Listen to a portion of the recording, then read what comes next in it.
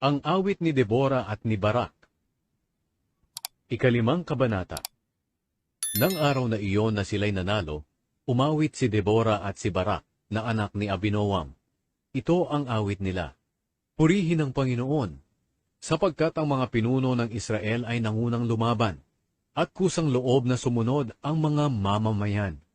Makinig kayong mga hari at mga pinuno. Aawit ako ng mga papuri sa Panginoon, ang Diyos ng Israel.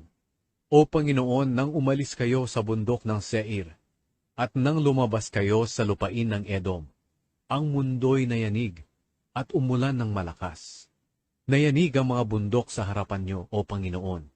Kayo ang Diyos ng Israel, na nagpahayag ng inyong sarili sa bundok ng Sinai. Nang panahon ni Shamgar na anak ni Anat, at nang panahon ni Jael, walang dumadaan sa mga pangunahing lansangan. Ang mga naglalakbay doon ay dumadaan sa mga liku-likong daan. Walang nagnanais tumira sa Israel, hanggang sa dumating ka, Deborah, na kinikilalang ina ng Israel. Nang sumamba ang mga Israelita sa mga bagong Diyos, dumating sa kanila ang digmaan. Pero sa 40,000 Israelita ay wala ni isang may pananggalang o sibatman. Nagagalak ang aking puso sa mga pinuno ng Israel at sa mga Israelita na masayang nagbigay ng kanilang sarili. Purihin ng Panginoon, kayong mayayaman na nakasakay sa mga puting asno at nakaupo sa magagandang upuan nito, at kayong mga mahihirap na naglalakad lang. Makinig kayo. Pakinggan nyo ang mga salaysay ng mga tao sa paligid ng mga balon. Isinasalaysay nila ang mga pagtatagumpay ng Panginoon sa pamamagitan ng kanyang mga sundalo sa Israel. Pagkatapos, nagmarcha ang mga mamamayan ng Panginoon sa may pintuan ng lungsod na nagsasabi, "Tayo na, Deborah! Lumakad tayo habang umaawit ng mga papuri sa Diyos. Tayo na, Barak na anak ni Abinoam. Hulihin mo ang iyong mga bibihagin." Ang mga natirang buhay ng mga mamamayan ng Panginoon ay kasama kong bumaba para lusubin ang mga kilala at mga makapangyarihang tao. Ang iba sa kanila ay nanggaling sa Ephraim, ang lupaing pagmamay-ari noon ng mga Amalekita, at ang iba'y mula sa lahi ni Benjamin. Sumama rin sa pakikipaglaban ang mga kapitan ng mga kawal ng Makir at ang lahi ni Zebulun. Sumama rin ang mga pinuno ng lahi ni Isakar kina Deborah at Barak, papunta sa lambak.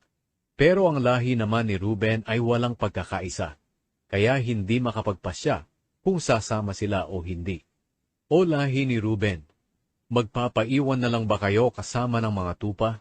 Gusto nyo lang bang makinig sa pagtawag ng mga tagapagbantay ng kanilang mga tupa? Wala talaga kayong pagkakaisa, kaya hindi kayo makapagpasya kung ano ang dapat ninyong gawin. Nagpaiwan din ang lahi ni Gad sa silangan ng Hordan, at ang lahi ni Dan naman ay nagpaiwan sa trabaho nila sa mga barko. Ang lahi ni Asher naman ay nagpaiwan sa tinitirhan nila sa tabi ng dagat. Pero itinaya ng lahi ni Zebulun at Naphtali ang kanilang buhay sa pakikipaglaban.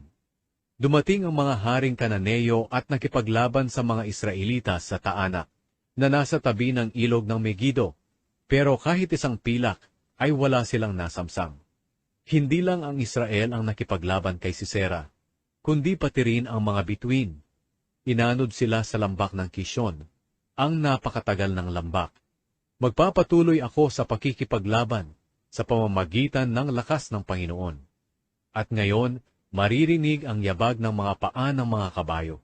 Pagkatapos sinabi ng anghel ng Panginoon, "Sumpain ang Meros. Sumpain kayong mga naninirahan dito dahil hindi kayo tumulong na makipaglaban ng Panginoon sa mga makapangyarihang tao. Higit na mapalad si Jael na asawa ni Heber na Kineo, kaysa sa lahat ng babae na nakatira sa mga tolda.